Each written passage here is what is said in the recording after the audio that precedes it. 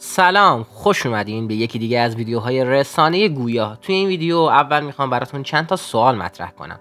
بریم سراغ ویدیو. جهان چجوری مدرن شد؟ بشر چجوری به سمت مدرن شدن حرکت کرد؟ تفکر انسانها نسبت به جهان و علم توی قرنهای پیش چجوری بود؟ گالیله، نیوتن یا شکسپیر از چه چیزی الهام میگرفتن؟ نقش کتاب که توی دنیای امروزه کمرنگتر هم شده چه تأثیری توی مدرن شدن این دنیا داشته؟ شاید براتون عجیب باشه، ولی جواب همه این سوالها که شاید اصلاً به هم مرتبط هم نباشن و میخوام براتون از دل یک کتاب بیرون بکشم. یک نسخه خطی کتابی از یونان باستان که قرنها گم شده بود. حالا بریم سراغ این که چطور این کتاب کمک کرد تا جهان به سمت جدیدی حرکت کنه. داستان از جای شروع میشه که توی قرن 14 میلادی مردی دستش رو دراز میکنه و یک کتاب خطی رو از قفسه های خاک گرفته یک صومعه بیرون میکشه. اون حتی فکرش هم نمیکرد که از نویسنده‌ای که فقط اسمش رو شنیده بود کتابی باقی مونده باشه. با کمک یک کاتب از روی اون یک نسخه نوشت، یعنی به روش قرن 14 میلادی از اون کپی کرد و اینجوری بود که کتاب رو از زیر قرنها فراموشی بیرون کشید و وارد دنیای پر از تباهی قرن 14 توی اروپا کرد.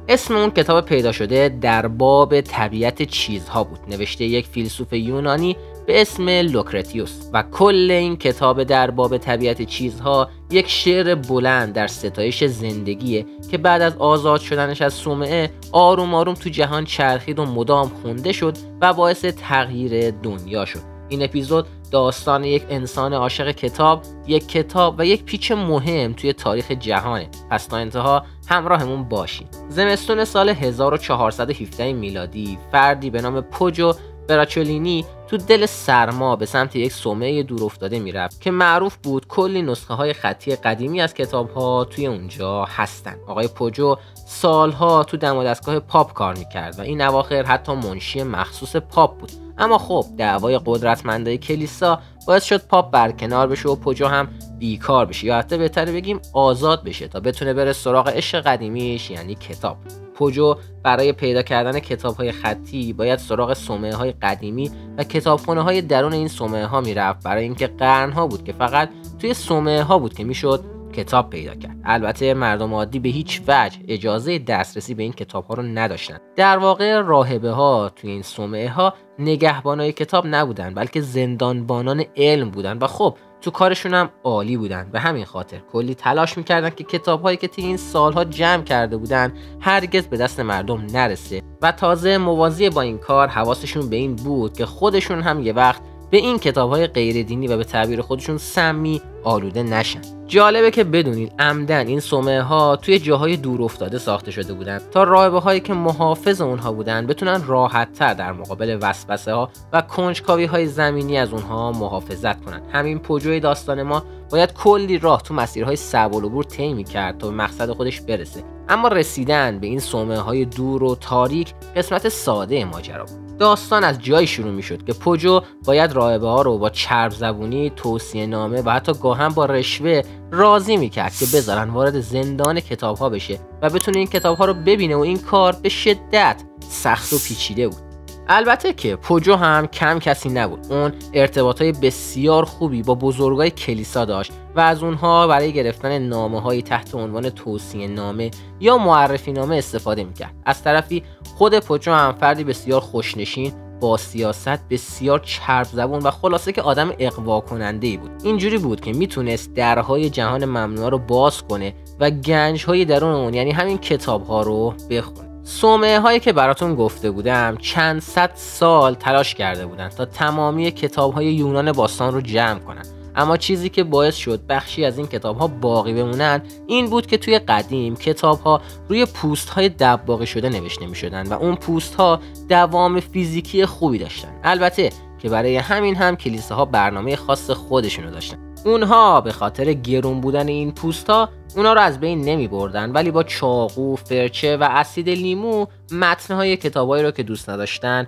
پاک می‌کردن. مثلا آثار سیسرون، ویرژیل و سنکا که شاهکارهای تاریخ بودن و به همین روش پاک کردن و بعد از این کار روی اون زندگی نامه واتیکان‌های مورد نظر خودشون رو می‌نوشتن. ولی خب گاهی وقتها اثر چیزی که پاک می‌کردن باقی میمون، یعنی کاملا محو نمیشد. جالبه که بدونید شاهکارهای مهم تاریخ اندیشه اینجوری به دست ما رسیدن. مثلا کتاب در باب دوستی سنکا یا کتاب در باب جمهوری رو ما امروزه فقط به این دلیل در اختیار داریم که توی اون زمان خوب پاک نشده بودن.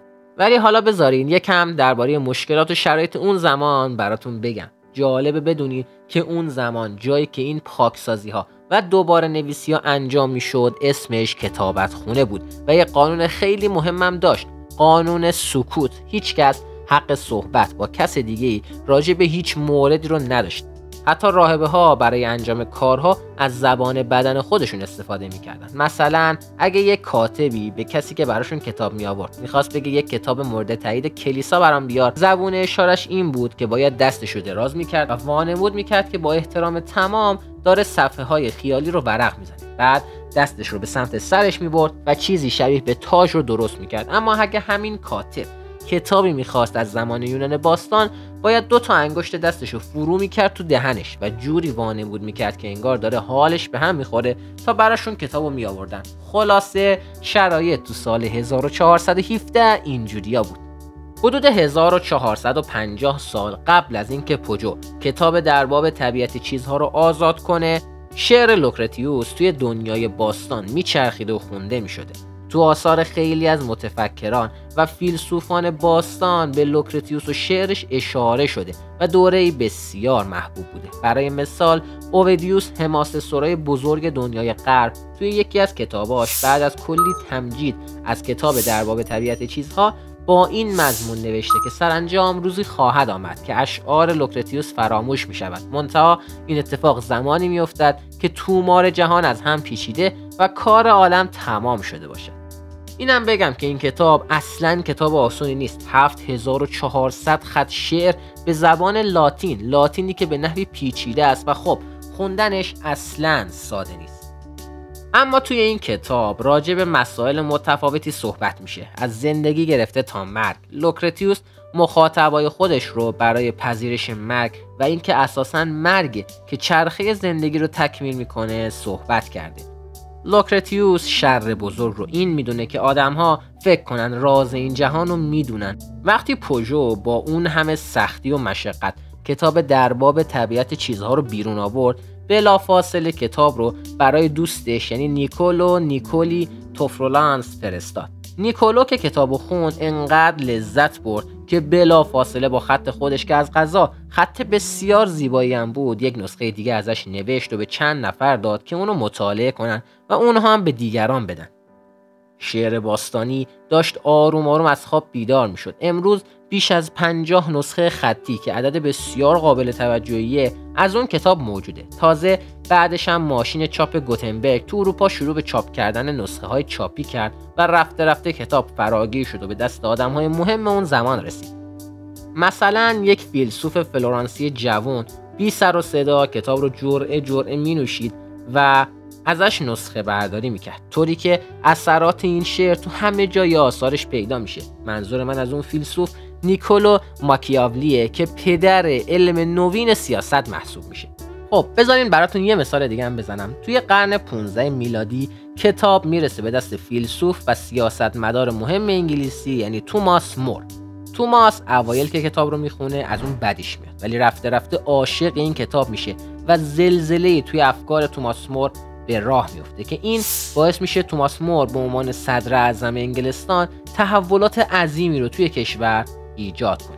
کتاب رو اکثر هنرمندان مطرح جهان مثل لئوناردو داوینچی، رافائل و بوتیچلی خونده بودن و تأثیرش تو اکثر آثار این افراد قابل مشاهده است.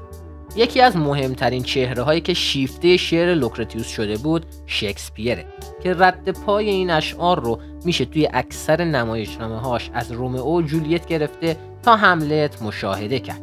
فرانسیس بیکن، گالیله، مولیر، نیوتن، چارلز داروین، توماس جفرسون، اسپنسر و کلی از صاحبان فکر و هنر در طی این قرن‌ها تفکرات لوکرتیوس رو منطقی میدونستن و تحت تاثیر این کتاب بودن و اینجوری بود که در ممنوع جهان باستان باز شد. پوجو در نهایت 3 اکتبر 1459 توی 79 سالگی بدون اینکه حتی خودش هم بدونه که چه کمک موثری به تحولات جهان کرده از دنیا رفت. اون به یک کتاب زندگی دوباره داد و در عوض اون کتاب هم به جهان اون زندگی دوباره بخشید. خب اینجا این ویدیو تمام شد. امیدوارم که از ویدیو لذت برده باشین و ازش چیزایی یاد گرفته باشین و واسهتون جالب بوده باشه. مرسی که تا آخر همراهمون بودین. تا ویدیوهای بعدی، خدا نگهدارتون.